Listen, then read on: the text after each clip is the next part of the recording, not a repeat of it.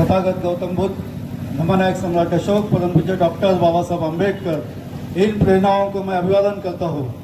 मैं अभिवादन करता हूँ अनागारिक धम्मपाल जी को, जिन्होंने इस आंदोलन को शुरू किया था। मैं अभिवादन करता हूँ पूज्य भदंत आर्य नागार्जुन सुरेश ससाई जी को, जिन्होंने इस आंदोलन को फिर से शुरू किया। और आज जिनके नेतृत्व में आंदोलन शुरू है वे माननीय आकाश लामा जी, जो हमारे बीच में है, उन्हें भी मैं वंदन करता हूँ। और मैं वंदन करता हूँ जो महाबोधि महाविहार के लिए 12 फरवरी से लगातार जो भिक्षु संघ बैठा है बोध गया में, पूज्य भदंत प्रज्ञाशील जी, उनके साथ सुनील पाल जी और तमाम भिक्षु संघ जिन्हें मैं वंदन करता हूँ, उनमें से बहुत सारे भिक्षु आदरणीय भंते जी यहाँ उपस्थित है। और ये लगातार आंदोलन शुरू है और इस आंदोलन को पूरे देश से विश्व से लोग लगातार इस आंदोलन में शरीक हो रहे हैं। मगर केंद्र सरकार और राज्य सरकार जो है, बिहार सरकार जो है, उनके कानों में कोई जू नहीं रेंग रहे। मगर हम लगातार लड़ रहे हैं शांति से। आज ये पहला मार्च है, शांति मार्च है, मगर मशाल के साथ है। सरकार ने सोच लेना चाहिए कि ये आंदोलन बहुत लोग कर रहे, शांति से कर रहे, मगर इस आंदोलन को और न बढ़ने दे, इसकी जिम्मेवारी जो है वो केंद्र सरकार की है, राज्य सरकार की है। और तमाम बौद्ध जो है लगातार इस आंदोलन में कम समय में शिरकत कर रहे हैं। मैं आप सभी लोगों का अभिनंदन करता हूँ और ये आंदोलन लगातार जारी रहेगा। अभी इतनी जल्दी वो देने वाले नहीं है। सुप्रीम कोर्ट में भी लड़ाई जारी है और ऐसे वक्त हम तमाम बौद्धों का कर्तव्य है कि हम आकाश लामा जी और आदरणीय भिक्षु संघ जो है उनके साथ लगातार खड़े रहेंगे। जय भीम, जय बुद्ध, जय भारत। बहुत बहुत धन्यवाद। सार्वजनिक बौद्ध विकास मंडल जूनी बीड़ीपेट नागपुर, इनकी ओर से महाबोधि महाविहार मुक्ति आंदोलन को 20,000 रुपए का दान दिया गया है। इनके लिए बहुत बहुत साधुवाद। ये रिसिप्ट इन्हें मिल जाएगी।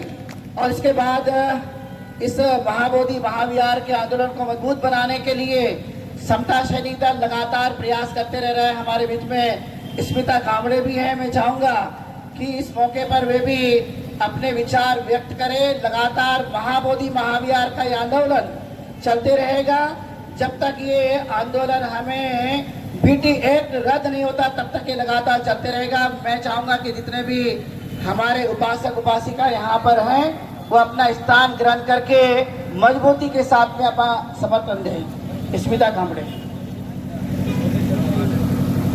हाँ, ये लोग ये सार्वजनिक बौद्ध विकास मंडल जूनी बीड़ीपेट नागपुर ये अपना दान आकाश लामा जी को सौंपेंगे।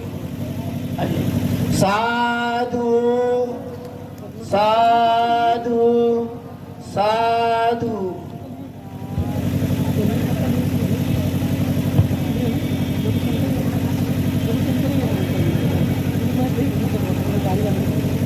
सभी को क्रांतिकारी जय भीम, क्रांतिकारी जय भीम। सीधा विषय पे आऊंगी। पूज्य भदंत, इनको मैं वंदन करते हुए, साथियों, महाबोधि महाविहार का जो आंदोलन है यह बहुत सालों से चल रहा है। खासकर यहाँ पे जो मान्यवर है उन्होंने ऑलरेडी बताया, उसका जिक्र किया है अनागरिक धम्मपाल, जिन्होंने 134 इयर्स तक यह आंदोलन चलाया। उसके भी पहले इनका भी जिक्र करना चाहिए, जो कि लंदन के वृत्तपत्र के संपादक एडविन एर्नोल्ड, जिन्होंने महाबोधि विहार यह बौद्धों को देना चाहिए, इसका देश विदेश में प्रचार किया और उसी के माध्यम से जापान के अपने साथी को लेके अनागरिक धम्मपाल जी यहाँ पे आए, महाबोधि महाविहार पे आए और उन्होंने महाबोधि महाविहार महाबोधि सोसाइटी स्थापन करके यह महाबोधि बौद्धों की ऐतिहासिक धरोहर है, यह बौद्धों के हाथों में देना चाहिए। यह लड़ाई उन्होंने तब शुरू की थी 1991 में वो यहाँ पे आए थे और लगातार यह लड़ाई वो जीतने के विजय के बेहद ही करीब थे। और उस समय की ब्रिटिश सरकार हम लोगों को उनके लड़ाई के माध्यम से यह महाबोधि विहार बौद्धों को सौंपना चाहते थे, लेकिन महंत फिर बीच में आए, उन्होंने रोक लगाई। फिर वो कलकत्ता हाईकोर्ट का जजमेंट, वो आज मैं यहाँ पे नहीं बताऊंगी, लेकिन आज जो स्टेटस है, क्योंकि हमको कोई भी चीज साथियों इतनी आसानी से नहीं मिली है, लेकिन महाबोधि महाविहार का जो आंदोलन हम लोग लड़ रहे हैं, यह सरकार ने हम लोगों को हमारे संवैधानिक अधिकार जो राइट टू रिलीजन है उससे 75 ईयर्स तक वंचित रखा है। हमारी धरोहर हम लोगों को अभी तक सौंपी नहीं है। हम लगातार न्यायालयीन लड़ाई, जो कि अधिकृत एडवोकेट मेरी उनसे लगातार बातचीत शुरू है। अभी एडवोकेट ऑन रिकॉर्ड पे जो श्रेयस डंबारे हैं, उन्होंने 2 महीने से खुद का काम छोड़ के, खुद के मैटर छोड़ के, इतना स्टडी करके हमारा ही ये बौद्ध महाबोधि विहार कैसे है, यह बातें रिकॉर्ड्स में लाने के लिए दिन रात हमारे एडवोकेट्स वर्ग जो है वह मेहनत ले रहे हैं। 29 जुलाई को यह केस लगी थी, लेकिन वो रीच नहीं हो पाई, और उसके बाद 5 अगस्त को यह केस टेंटेटिव डेट दी थी, लेकिन उस दिन में कॉज लिस्ट में यह जो हमारी केस है यह नहीं लगी। और हमारे जो अधिकृत एडवोकेट है उन्होंने मेंशन किया कि जल्द से जल्द, रजिस्ट्रार को वहां पे मेंशन किया कि अभी महाबोधि विहार की केस सुप्रीम कोर्ट में लगने चाहिए, लिस्ट में आनी चाहिए।